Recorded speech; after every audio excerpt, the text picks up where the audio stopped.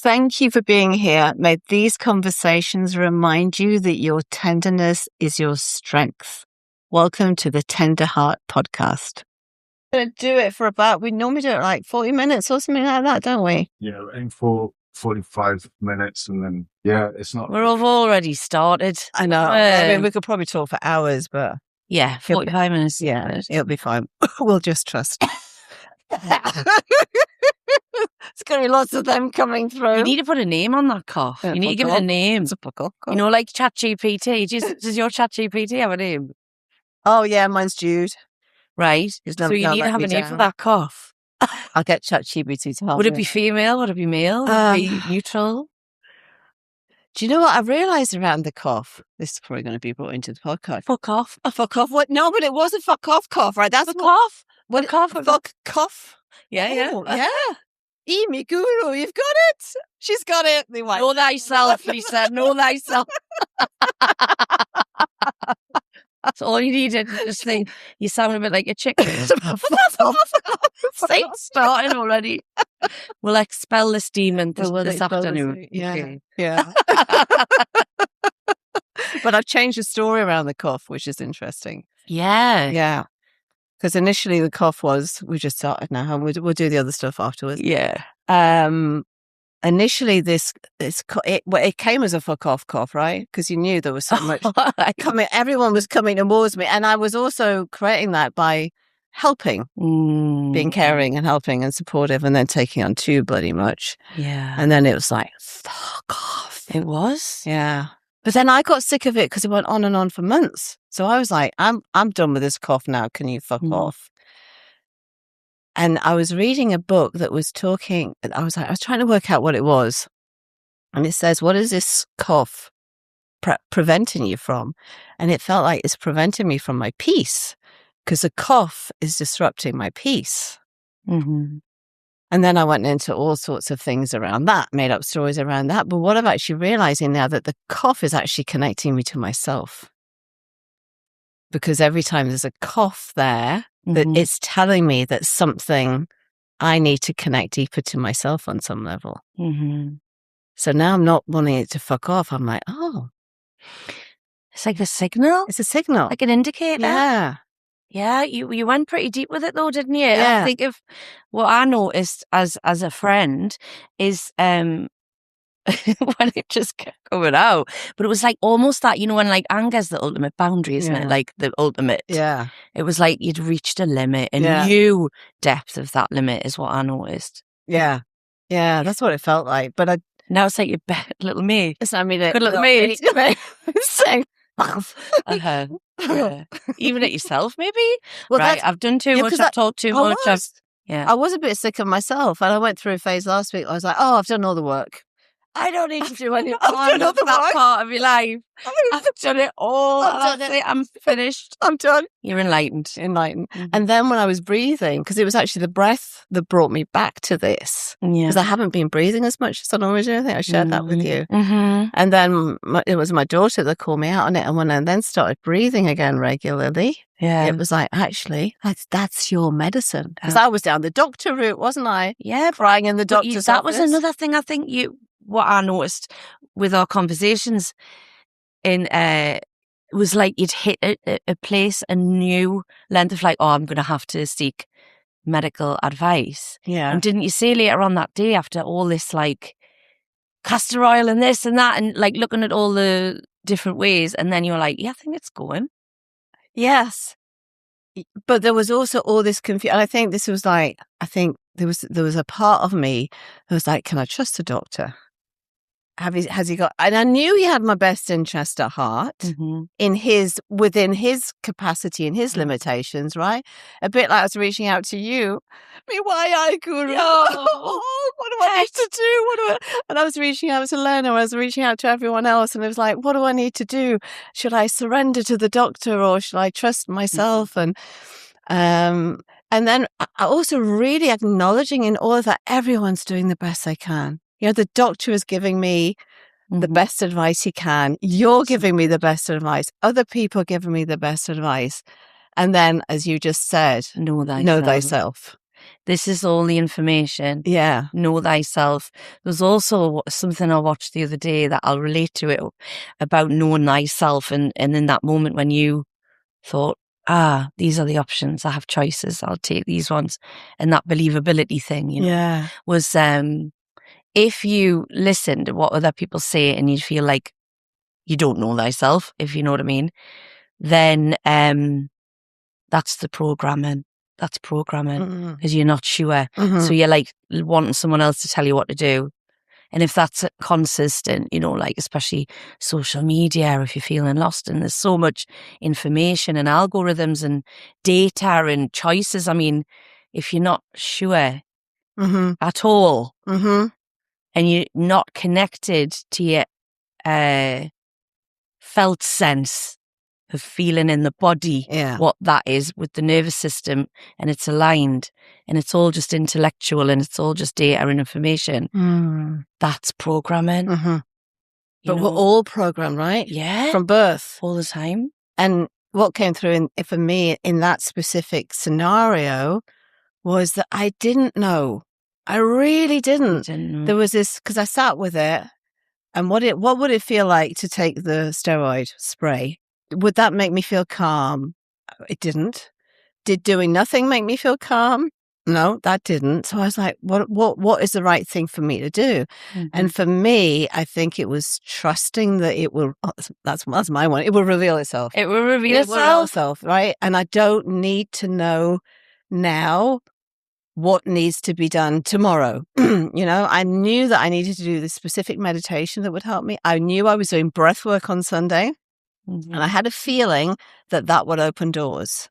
Yeah. But parts of me were wanting a plan. What am I meant to do? And also, you were told to have a day of nothingness for yourself. And I took a day of nothingness. And you did take a day.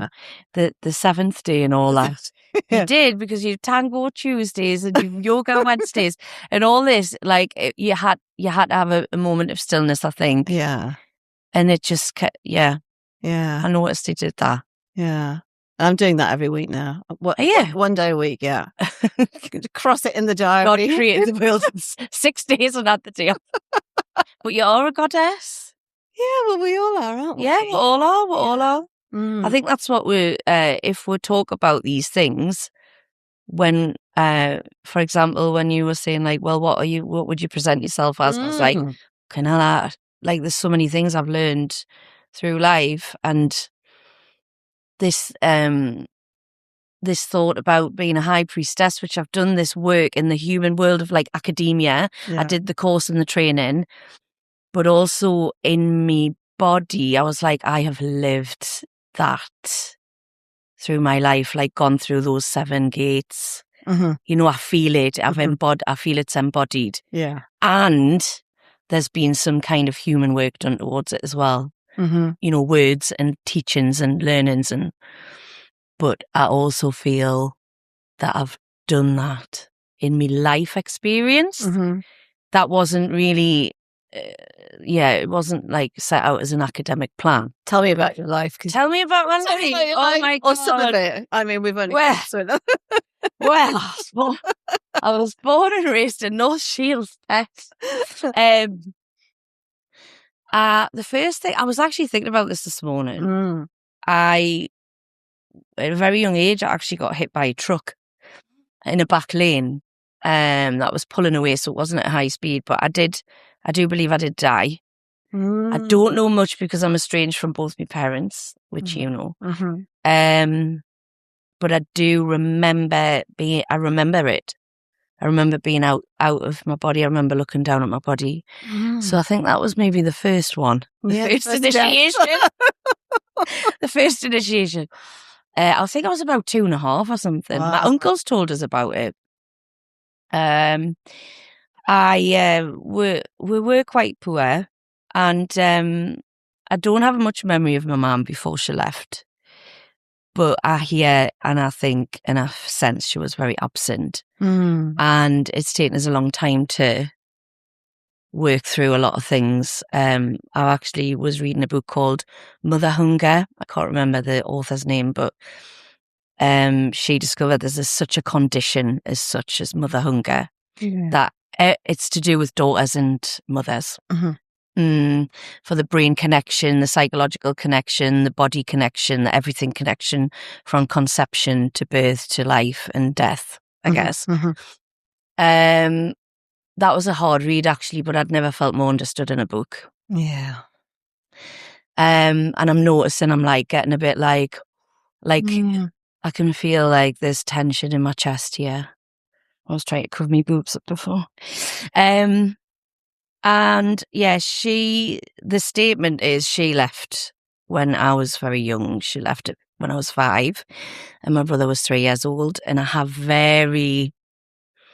I've done lots of therapy over this and recalled memories, and it was very, very traumatic. Very traumatic. I didn't find out until much later life that she came back and left again. I didn't even know that. So the memories I have are so like missing pieces all over the place, and no one to recall the experience for me to say, oh, this is what happened. And so I've been left with like bits and pieces and just fragments of information from here, like from secondary, tertiary, like all over the place. And then obviously I've made my own conclusions. I got into a lot of trouble because my dad brought me and my brother up, and he was so funny, my dad, like, honestly. I can say it in myself and I can say it in my oldest son as well, like, would like really wind people up. And he used to do it to the point I'd be like furious. He was so funny and not like my mum at all. She wasn't really funny at all. I don't really like her, like, as a person. And I've come to peace with that. In fact, it feels okay. I think I'm jumping now, but also like I feel like I'm grateful that she gave birth to me, because I wouldn't be so hungry for what I am now, and I wouldn't have went and looked for the people that I actually like and choose and who inspire me and who, you know, check in with me and who care, and you know, and I know that's a story for many of us, isn't it? In different ways, collectively, individually, we all have mother wounds, father wounds. And that's because of their mothers and their mothers and their mothers and their mothers. And what you need to do is know thyself. Heal yourself. In Kundalini Yoga teacher training, that's when I first heard it. It's like when you heal yourself, you heal 7 generations in front of you and 7 generations behind. So all you can do is heal you. Yeah, my dad got married to another woman who was absolutely like, she was tyrannic, and she didn't violently assault me, but she emotionally assaulted me all the time. And she made me do all the work in the house. It was like, I actually learned in my therapy in later life when I was about 40, and there's Cinderella syndrome is a thing with stepmothers. And normally the favourite daughter, I was the only daughter of my dad's, and she separated connection with my dad and me. And I just wouldn't have it, like, you know, I didn't like it. And her daughter was like the golden child. She, you know, it was like the ugly sister syndrome as well. So her school was better than my school. What she did was better than what I did, like constantly all the time. And I was just such a rebel. Like, I would just go out and like smoke weed and like just fuck off. Like, just an escape, but not put up with it. I wouldn't put up with it, but I wasn't aggressive. I was so scared of her that I wouldn't dare be aggressive. I wouldn't even answer her back, you know, like, but I would just go out and get reckless, get wild, you know, like I was hedonistic from a very early age, hang around with all the older lads. And then she was so intolerant, almost like Victorian rules and regulations, to the point where I had this total feral freedom and left in the house all the time when my dad went to work and just left to my own devices. I was literally like, honest to God, this is no lie, I learned to walk with a pack of dogs. It was dogs that taught us how to walk. And my mum worked in a bar in Tynemouth. And I used to get left in the beer garden. This is what happened in the 70s. left in the beer garden across the road from the bar. So it's like at a distance. And they used to have loads of dogs, and I used to just hang around with the dogs. Oh my God. But I totally get it. I actually like that part of the Yeah. story because, and there was this big dog, and I can't remember him. And I used to hold on to the back of his legs, and he would just, You'd pull you. that's how and then I would fall over, and I was always covered in mud, but I felt like I was really connected to nature. Like instinctively, I think all children are. Yeah. And animals as well. Yeah. Yeah. Yeah.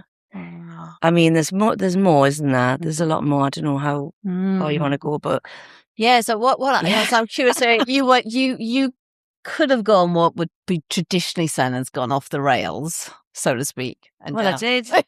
I did You went though. off the rails. Yeah, I ended up in jail. I ended up in prison for a long time. What I love is that you call jail the first ashram. Yeah, it is. It was. It was my first community. Yeah. It was my first women's circle. Oh, I'm feeling. Oh, I'm getting it, Yeah, man. I'm It getting feels that one, fucking powerful. yeah. And this has only come to me because I've started doing, in the last 10 years, following a spiritual academic path. So as a human being, I can help others, with qualifications and match my inner knowing. You know what I mean? Like through life experience. But when I first did my Kundalini yoga teacher training, I'm sitting around the table, we're all wearing white, turbans on, 2 teachers, beautiful, everything's white and lovely. We're so feeling this like, why guru, why guru, why guru, why guru. And I just sat around the table, we're all eating, like, we've all been helping in the kitchen. I was like, wow, this is just like prison. Yeah. But like at the top of, it's like the penthouse Yeah. of the ashram world. Mm-hmm. Do you know what I mean? And I've been to retreats, I've held retreats. And I'm like, the whole purpose is like we're all sitting around the table, which is the community of, where there's some kind of spiritual hub of common place or humans and spirit combined. Like divine is, they're taught that the word divine is to be human and a spiritual being together. And when that works in harmony, that's divinity. Do you know what I mean? Yeah. So, but my first experience of divinity, my first experience of God, because I'm not shy of the word, is I remember having just before I got arrested and put in this prison, I had a cocaine-fueled conversation where I felt like I was being watched from a lens in the sky or the ceiling. I was in a house, and we were talking about God, and I said, I don't fucking believe in God. I said, why would God put you through this? Why would I have had to go through all these horrible things and my mom be like this and blah blah blah? And I remember it so well. And then fast forward maybe a couple of months or a few weeks, I don't know, shortly after, I'm sitting in this place, like heavy metal ashram. That's what it's like, and the smells are different, everything, your senses are like the dog sense, the visceral animal senses are heightened, and it's coming off some drugs as well. And, and in a different country, and it was hot, no aircon, no big windows, no view. Now that is where the inner, the inner stuff starts, because you'll fall first and be in shock. I think shock preserves you, doesn't it? I think it does. Yeah. And then you've got to deal with that hangover later. You've got to deal with that. But, going back to the ashram thing. Yeah, because I find it fascinating when you said that, because I'm imagining that not many people, or maybe I'm totally wrong, did other women experience something like that? Not that I know of. No. Never spoke to anyone. No. And talked about those things. I didn't have many people who wanted to be spiritual or not knowingly spiritual, but everything became an easy, simple observation ward, because life just became so small and so concentrated. There was 1,500 inmates. I think 300 to 400 are women. There was 1,200. I was also with my partner, and he was in the same prison, and he was in the male end, and there was a love story going on as well with it. Yeah. But going back to ashram and spirituality, I even needed to be separated from him, Yeah. you know, Which you were. which I was.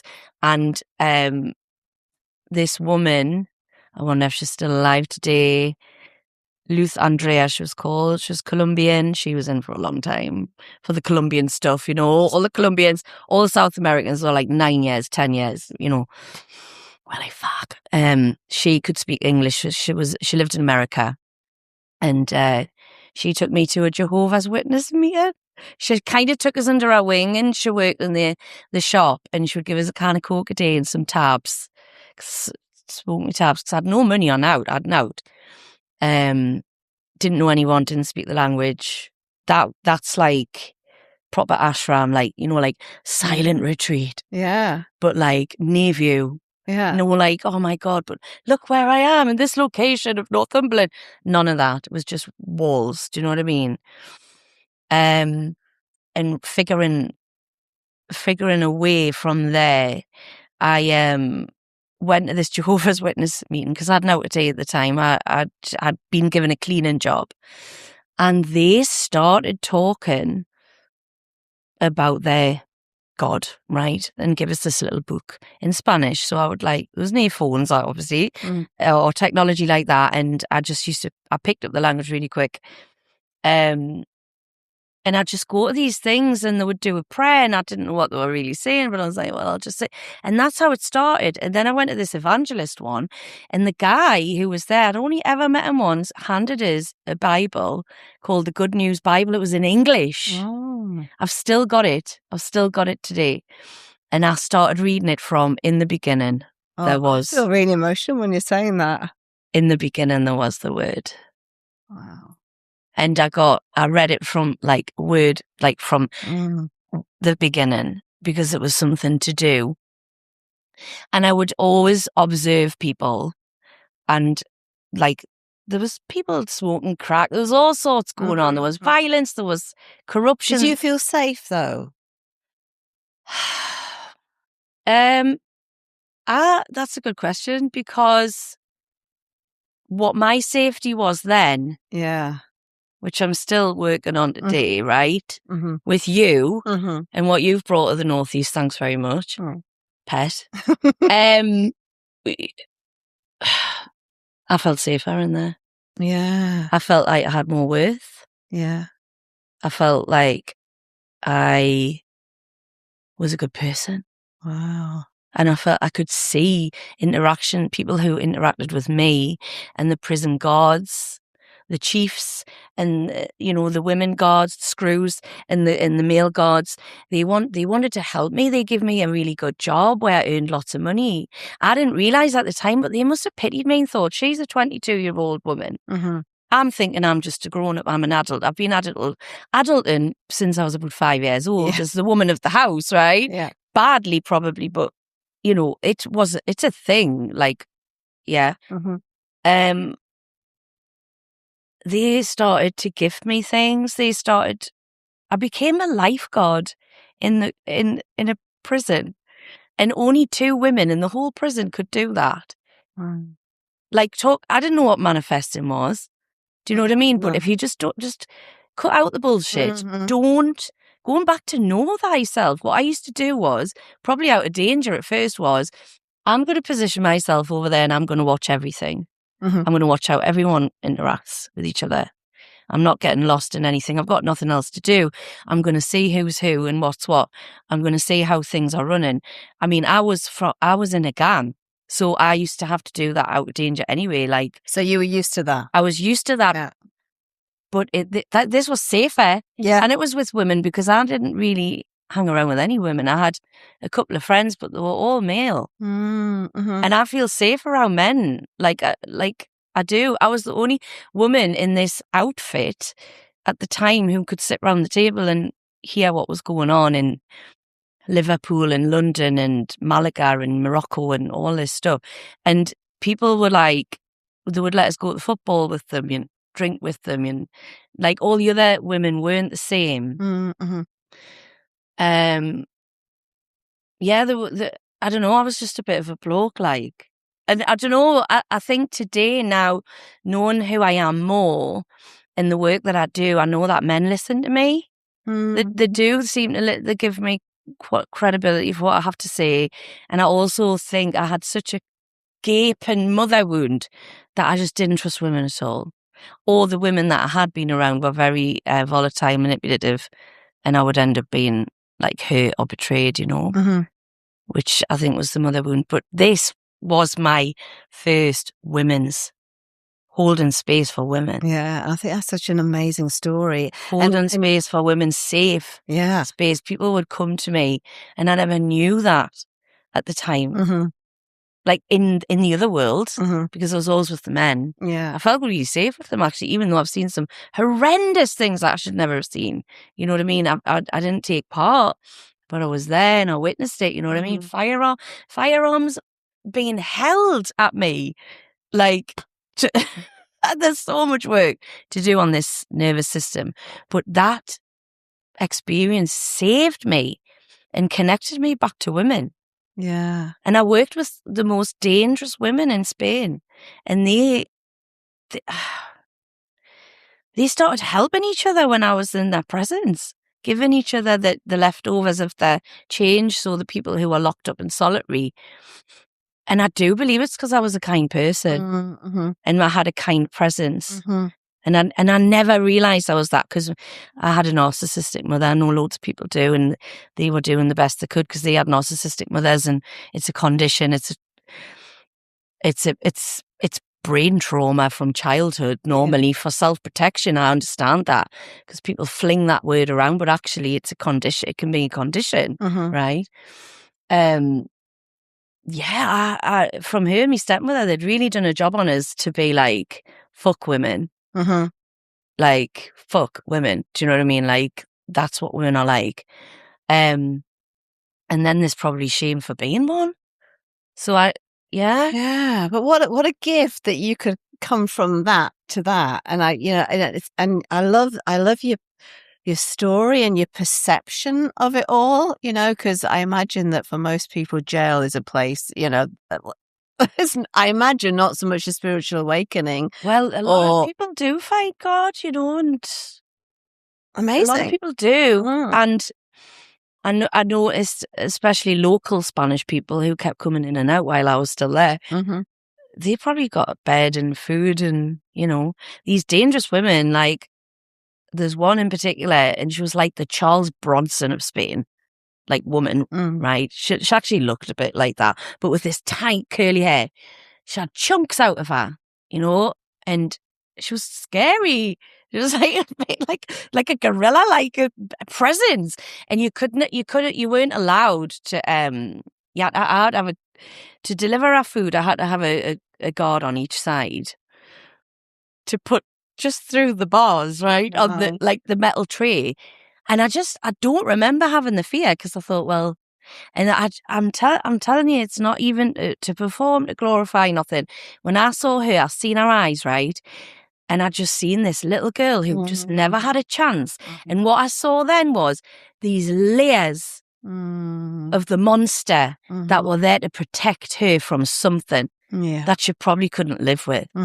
That's why she was alive. And yeah, she would start herself off the floor, and she would, oh my God, she would hoist things back at you. And then some days she would be like, like, because I was tall and blonde, and then some days she was just this, like, you could see when you were like, oh my God, I'm talking to Anna. So she was unpredictable. There was many sides to her. Yeah, many sides. And she was in solitary all the time. She couldn't be around another human. But I tell you what, I had to go suddenly. My cough's coming through. Do you have to shut up now? I don't know what it means. I'm not sure. I mean, I could talk about this forever, I know right? you could. And I would like to. Maybe I'll do my own in segments or something. But because I do feel now I'm talking too much. You know what I mean? Is that what it was, do you think? I don't know. No, I don't know, but I'm quite aware of you because we talk a lot, don't we? So I'm like, oh God, what's that coming from? Who are we talking? Who's it for? Who's in action and who's yeah. I mean, I did ask, and I do find, I find it fascinating. I find your life, your story fascinating, what you've been through, who you are. And one of the I feel emotional. One of the reasons I want to have you here, because you are such a beautiful, powerful human, and you've just been through so much, and your light shines through in such a beautiful way, and Thanks. you're such an inspiration to everyone that crosses your path. So put mascara on it, Lisa. I know. Oh God! But thank you. Yeah. And you know what's lush to hear? It's lush to hear that, because you know me. You know I cry a lot.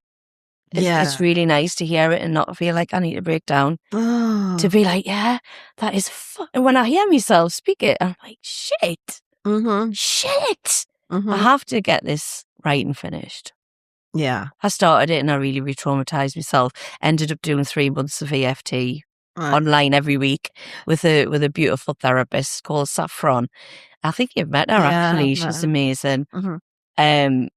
So I realised there was more in there to feel through before I can, when you can talk about something or write it or whatever, and you think, I'm going to share this now, and then if it re-traumatizes you, it's not. I know. You're not ready. And it's a process, isn't it? It's all a process. I think there's this idea of we should be doing things at a certain amount of time and be at a certain place, but like, especially with likes, follow me, do you think Jesus would have said that?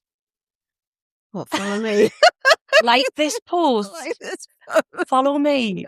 What? Did you know what I asked ChatGPT last night? No. I went, if Jesus worked in today's day, what would he be? Because I was looking for it. I know. Like the high priestess in the and it said, oh God, a compassion mentor. A compassion mentor. Or something like that. It said. It won't have me conversation saved, I don't think, because I don't pay for it. I hardly use it. But I thought it was really funny to ask that question. What would Jesus' job title be today?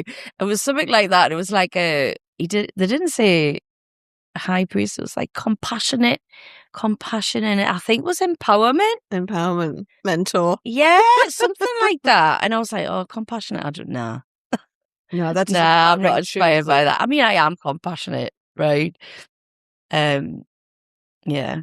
So who are you? How would you describe yourself? Oh, give me what is your work in the world? What is my work in the world is to I think I'm a community leader, especially in the Northeast, and I've been doing it for a long time now in lots of different ways. Yeah. So community lead. I don't give a shit what anyone else says. Oh, there's no leaders in a circle and all that. I don't care.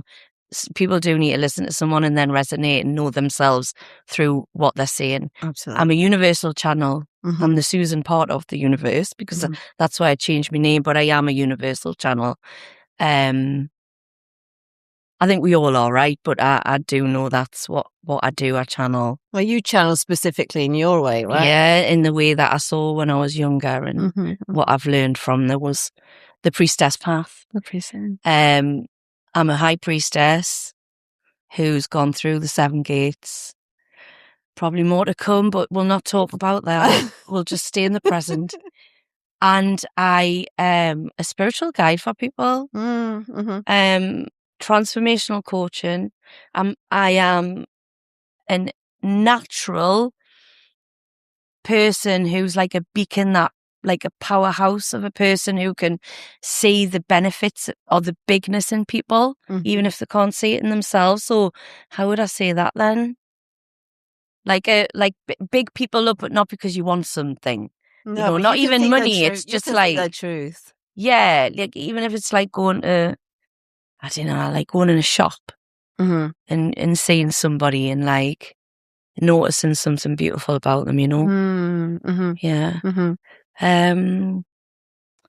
Yeah, I create containers of safety, I feel, so people can feel authentic. And like anything ceremonial that I hold, I always feel, and I learned this from someone called Mac McCartney of performing rituals, was to do it with authenticity, integrity, and simplicity. I really feel your authenticity. I felt that. I remember the first day I saw you. I was Oh like, God, what did you? I was thinking, God, who's this? Who's this mad hell. woman? I'll just do my Kundalini yoga here. But no, you were very welcoming. You were very warm. You had a huge presence, I noticed. And then I met you the time after where I came and did breath work at your retreat. That was Oh, the second time I met you. when was the first time? Was it the beach? No, it was at Lindsay's. Lindsay did a Kundalini yoga at your temple, and I came and did it. And Oh, really? yeah. All right. Mm. What was I doing? Just in the crowd. You were just welcoming. You were being the community. Because it was my welcome. temple, wasn't it? I was, I want to create a home for people. Yeah, and you were welcoming. You're come in. You know, I knew that Lindsay was doing so. Yeah, I felt that welcoming energy from you then. Absolutely. Can I tell you what I felt when I met you? Yeah. Well, it was fucking amazing, by the way, because I did that clarity breath work Yeah. for the first ever time at one of our retreats. Mm-hmm. So that was the second time we met. Mm-hmm. And a song came on with Spanish, and that's when I said in front of everybody, I was told to speak me truth, even if you shake, while I was doing the breath work. So because I felt I was really in such a bad way at the time, feeling like such a fraud being with Lindsay and Paula and working with these professional people, and they didn't have a clue who I was. So I was really wrestling with that. And that gave me the passageway to shake in front of everyone as one of the facilitators to say, by the way, I need to share that. And then I told me kids after that, and I ended up on the radio I know. with it. Yeah. But it was amazing. It was so simple. But anyway, that was amazing. So that was like, who's she? And you were crouching down, right? So you were like the opposite of what I gone on. Like you were just like, like just very, very natural, like not nonchalant, but what's the word? It's just so relaxed.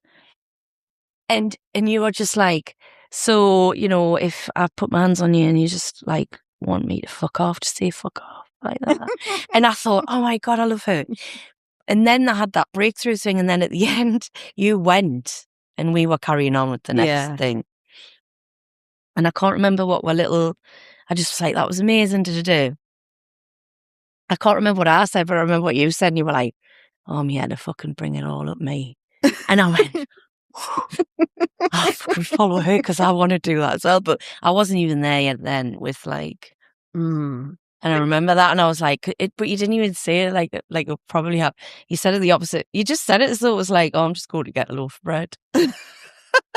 Like so chilled out. And I'm like, I need to go there. I'm going to go there. And then I think you started coming to the sea, swimming stuff. I did. It was Lindsay that. Yeah, it was Lindsay. Yeah. Yoga with Lindsay. Yeah. But what I love about you, I mean, I love that story where, your truth came through. And, yeah. And and now you're able to really own it and claim it and actually see the absolute gifts in it. The YI guru? You're the YI.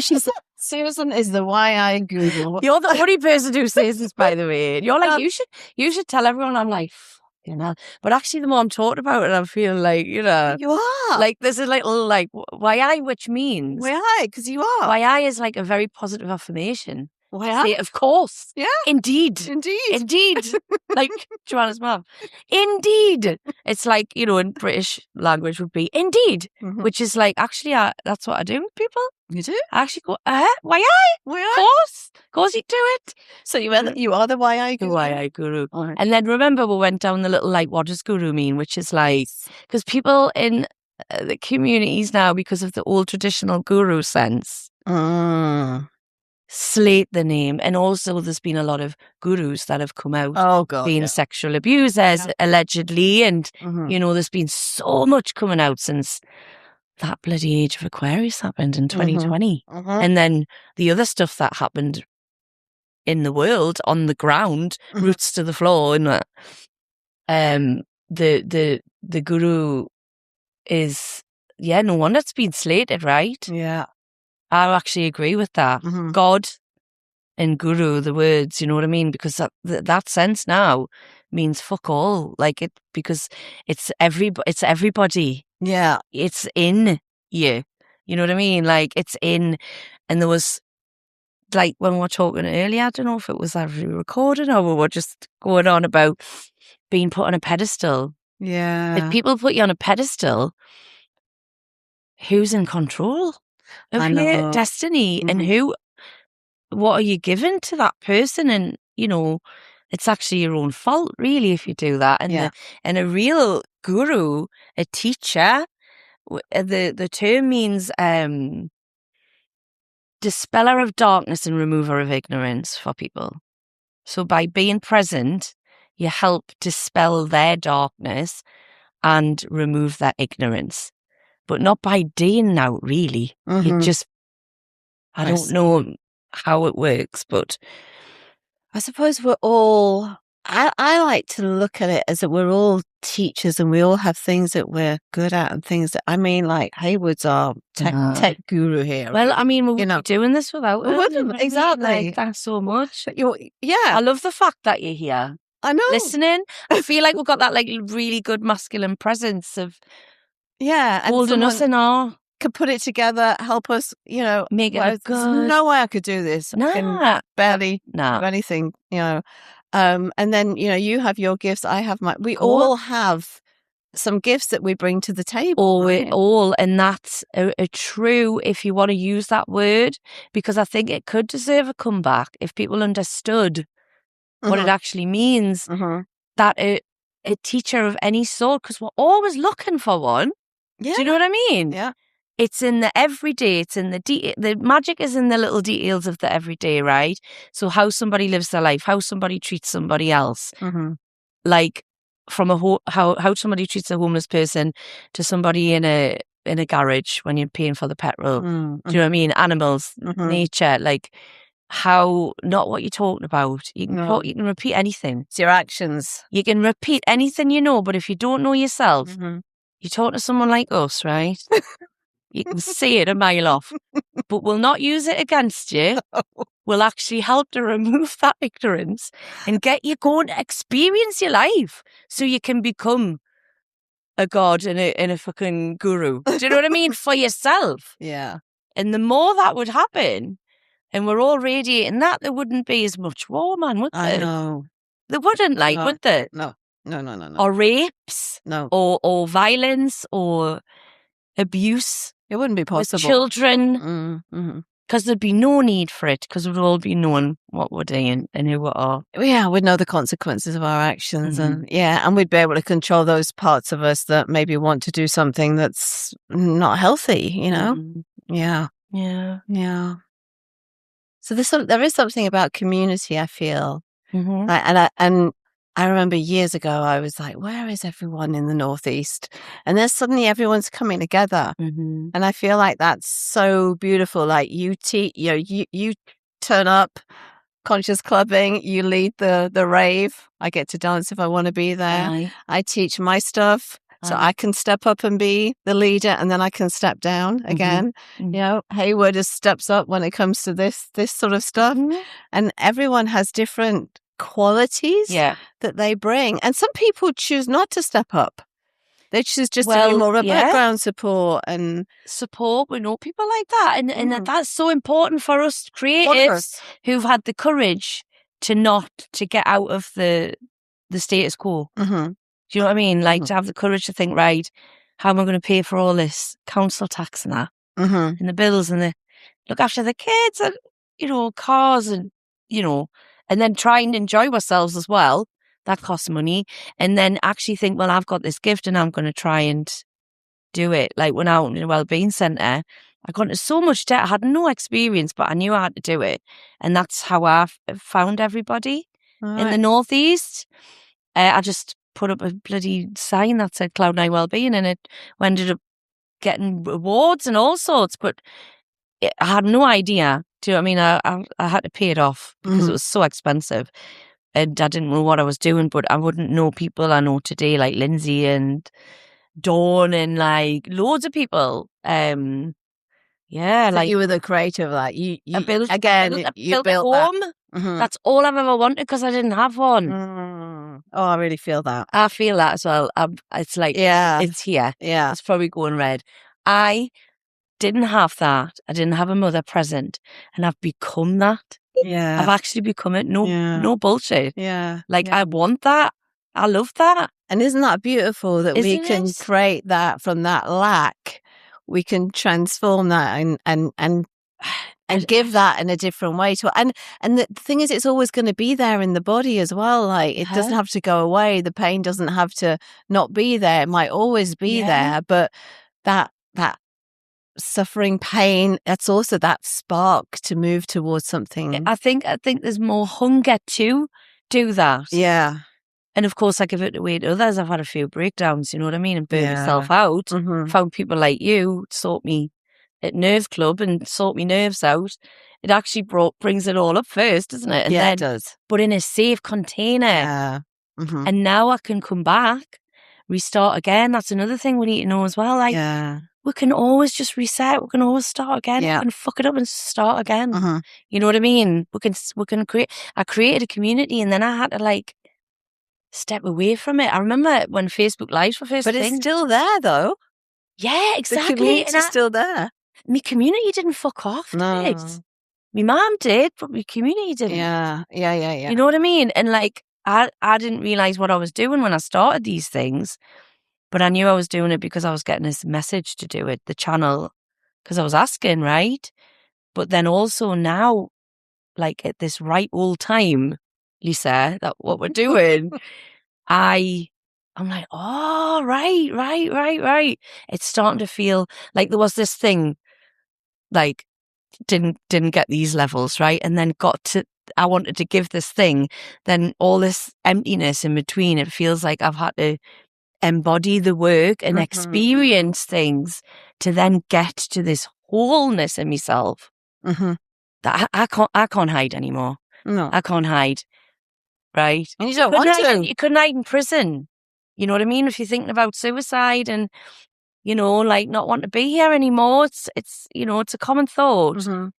You can't hide in a community. Me and Joanna were talking about it the other day. We're like, if this community, you get called out as well. you get called out, you can't disappear. No. You know? And it's also okay to get called out if you could. I mean, we do this as well. You can call each other out on our bullshit. I would do. We go through some shit, don't we? And then there can be these little parts that are like, I felt a bit like when I said to you today, you were 6 minutes late. Because my little, I have to wait for 6 minutes gets triggered, and I have to justify myself, and man, she's being a pain in the ass with the seat. You know, these parts get triggered, right? So it's how can we be lovingly present with them, and you know. And you know what that was? That is because we feel it's safe to do so. Yeah. And there was times in your life, my life, everyone's life, it was never ever safe to say that to anybody or to react, to respond. Yeah. You know, you would have thought, God, my mom's going to bollock us. Yeah. You know what I mean? Or like there was just nobody there to even hear you talk, to give you any attention. Yeah, exactly. And I love that I could leave a message with you the other day. So it's like, Susan, how are you? Oh, actually, I don't care how you are. I know, I love it. I don't give a fuck how you are, Susan. I'm feeling really sorry for myself. And I just need to say that I'm really, really sorry for myself, and I don't give a fuck about you. And then I love the way you did that as well. Like that. That's the phone. Smashed my phone off the floor because the iPhones. And then what happened? You had grapes and cacao at your doorstep. And that was so healing for me because I was because my mum was lovely. She was a beautiful woman. And even in my 40s when I was not well and she was still like, Mom, I'm not feeling well. She was like, oh, bless you. I'm so sorry for you. And then you did that. Oh, that's what you needed. Yeah. I think I said something like that. I was like, this is your divine mother. I'll have some cacao. It was like in a bit Alice in Wonderland pack. Yeah. Like, drink me, eat me, cook me, kind of thing. I know. But I loved that. No. And that's because you were like, actually, because you went, how are you? Actually, you know what? I don't care. like, Colin. You're like, I don't care how you feel. But you know what? I think for maybe a microsecond, I was like, and then I was like, I trust you more because that was the truth. It was the truth. Polite me was like, how are you? And then we'll go on to me. And then I can give you something nice. And I felt great about that. I thought, well, you're going to benefit from that. Or like, it was lovely. It was lovely. Thank you for being my mum when I needed you. Oh. Okay, thank you, my love. It's been amazing to have you here today. I love you so much, you know. I love you too, sweetie. You do know that, don't you? I know. I know you love me too. Oh, should we have a little cry together? I'll cry. You I'm feeling emotional. I always cry. Thank you, sweetie. Love you. Thank you for listening to the Tender Heart podcast. This touches my heart deeply. I would really love to stay in touch with you. So if you're feeling a yes, go to my website and join my mailing list.